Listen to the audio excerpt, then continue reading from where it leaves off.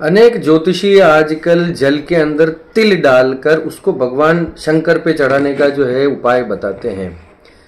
देखिए, बहसें हो सकती हैं, विचार हो सकते हैं, लेकिन इसका उल्लेख कहीं किसी मानक शास्त्र में नहीं है। तिल का दान है शनि के लिए, लेकिन भगवान शंकर पे तिल सहित जल का अभिषेक जो है, इससे मैं एग्री नहीं करता। क्यों? क्योंकि तिल सहित जल जो है वो पितरों को अर्पित किया जाता है, पितरों के लिए होता है। भगवान शंकर हमारे पितर नहीं है, देवादिदेव हैं, अनादि हैं, अनंत हैं, सबके बाप वही है, सबके पापा वही हैं, तो उनको पितरों की श्रेणी में नहीं रखा जा सकता। पितर एक योनि है, भगवान भगवान है, परब्रह्म है, परमेश्वर परमेश्वर है। तो तिल सहित जल का जो अभिषेक आप शंकर भगवान के लिए करते हैं शनि के लिए, मेरे ख्याल से नहीं करना चाहिए। भगवान शंकर को सिर्फ जलधारा प्रिय है, जलधारा प्रिय है। अब उसके अलावा तंत्र शास्त्रों में गन्ने का जल, गन्ने का रस और शहद और ये और बहुत सारी चीजें अलग है, लेकिन महादेव को प्रिय है जल की धारा, एक धार पड़ती रहे जल की, बस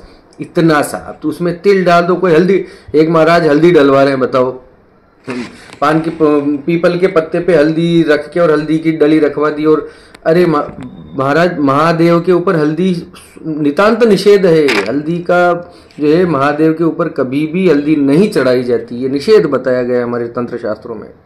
तो इस प्रकार से उटपटांग कुछ भी ऐसा ना करें, और इसी वजह से फिर ज्योतिष बदनाम होता है, पंडित बदनाम होते हैं। हमको लगता है कि हमने तो इतना क्या, तिल भी चढ़ा दिए भगवान पे, हल्दी वाला पानी भी चढ़ा दिया, तो फिर हमें असर क्यों नहीं हो रहा है?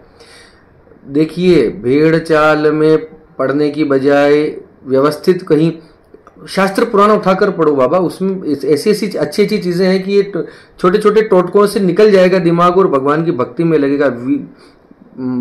प्रेमानंद जी महाराज कहते हैं ना, सिर्फ नाम जपो कलयुग केवल नाम आधारा। और बहुत सारी चीजें हैं, मंत्र हैं, सब कुछ है, लेकिन कुछ नहीं कर सकते तो नाम जपिए, सात्विक जीवन जीने का प्रयास कीजिए। छोटे छोटे टोटकों में और गलत टोटकों में आप अपना हो सकता है नुकसान करवा बैठे।